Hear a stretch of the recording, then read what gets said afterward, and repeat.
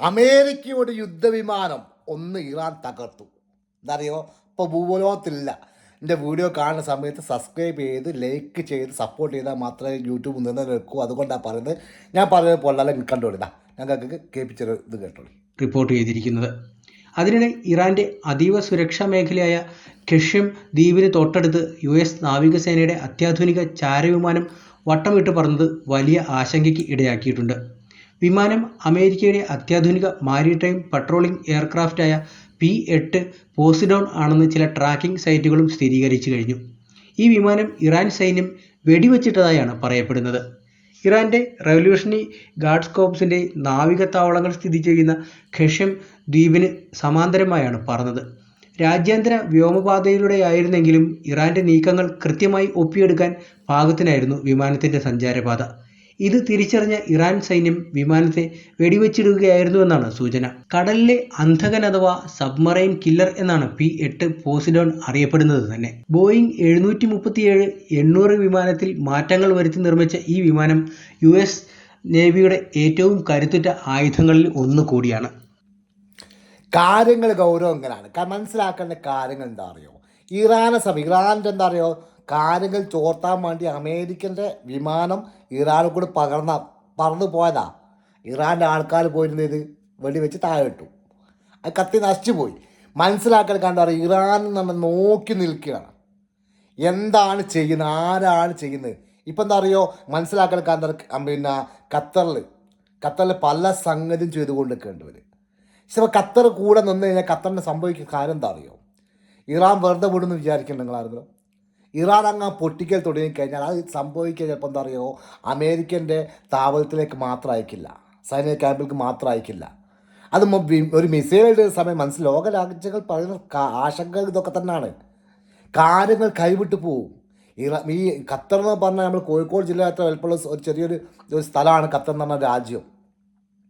ചിലപ്പോൾ ഇറാൻ്റെ ഒരു മിസൈൽ ഉണ്ടാൽ ആ ഖത്തറിൻ്റെ രാജ്യം മൊത്തമായി നശിച്ചു പോകും. അങ്ങനത്തെ മിസൈലുകളും കാര്യങ്ങളൊക്കെയാണ് ഇറാൻ്റെ കയ്യിലുള്ളത്. അതേപോലെ ഈ അമേരിക്കൻ സഹായിക്കുന്ന ആൾക്കാർ ഓർക്കൊക്കെ പേടിയും കാര്യങ്ങളും ലോക രാജ്യങ്ങൾ മൊത്തം പേടിച്ച് നിൽക്കുന്ന കാര്യം ഇതാണ്. ഇറാൻ അടി തുടങ്ങിക്കഴിഞ്ഞാൽ നിർത്തിയല്ല, ഒരു സംശയക്കാര്യത്തിലില്ല.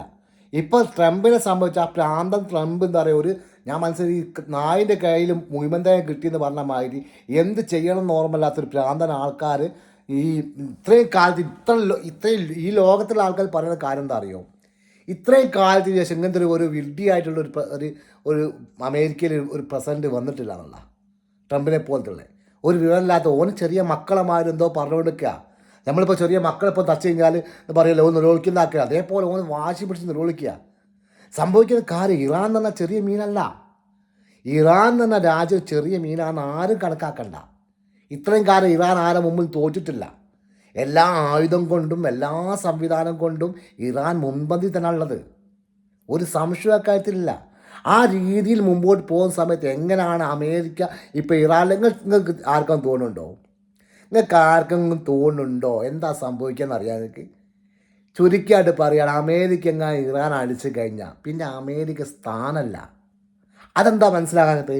കാരണം അമേരിക്ക ജീവിച്ച് പോകുന്നത് തന്നെ ഈ ഗൾഫ് രാജ്യം, ഈ സൗദി അറേബ്യ മറ്റു രാജ്യങ്ങൾക്കുള്ള ഓലെ എച്ചിലാക്കിയാണ് ജീവിച്ച് പോകുന്നത്. അങ്ങനത്തെ ഓൾക്ക് എല്ലാ വിധത്തിലും എന്താ പറയുക, അറബി രാഷ്ട്രങ്ങൾ മൊത്തമായിട്ട് ഓലെ വീട്ടിലേക്ക് പോകും. ഓൾക്കൊരു സഹായം ചെയ്യാണ്ടാവും, ഓൾക്കൊന്നും ചെയ്യാൻ പറ്റില്ല. കാരണം എന്താ പറയുക, അമേരിക്കയിലെ സൈനികർ പല രാജ്യത്തും ഈ പറയുക ഖത്തർ, സൗദി എല്ലാ സ്ഥലത്തും എന്താ പറയുക ഏകദേശം 36ഓളം പോയിന്റുകൾ രാജ്യങ്ങളിൽ അവരുണ്ട്. അവിടെ എവിടെ ഇവർക്ക് നിൽക്കാൻ കഴിയില്ല. ഒക്കെ ഇറാൻ അടിച്ച് പൊളച്ച് കളയും, അടിച്ച് തുടച്ചാളും ഇതിങ്ങനെ എല്ലാ സംവിധാനത്തെയും തകർത്ത് കളയും. പിന്നെ ഇവർക്ക് ഇവിടേക്ക് വരാൻ കഴിയുമോ, ഇവർക്ക് എന്തെങ്കിലും ഇതാക്കാൻ കഴിയുമോ? ഒന്നും ചെയ്യാൻ പറ്റില്ല. അതുകൊണ്ട് വളരെ പ്രധാനപ്പെട്ട കാര്യം എന്താ അറിയുമോ, യുദ്ധവിമാനവും കൊണ്ട് ഞാൻ പോകാൻ സാധ്യതയുണ്ട് ഞാൻ കേട്ടത്. കാരണം അപ്പം ഏതായാലും അമേരിക്ക നഷ്ടപ്പെട്ട ഒരു യുദ്ധവിമാനം മാത്രമാണ്. ഇനി നഷ്ടപ്പെടാൻ പോകുന്നത് എന്തൊക്കെയാണെന്നുള്ളത് നമ്മൾ കാത്തു നിൽക്കുകയാണ്, എന്ത് സംഭവിക്കും എന്നുള്ളത്.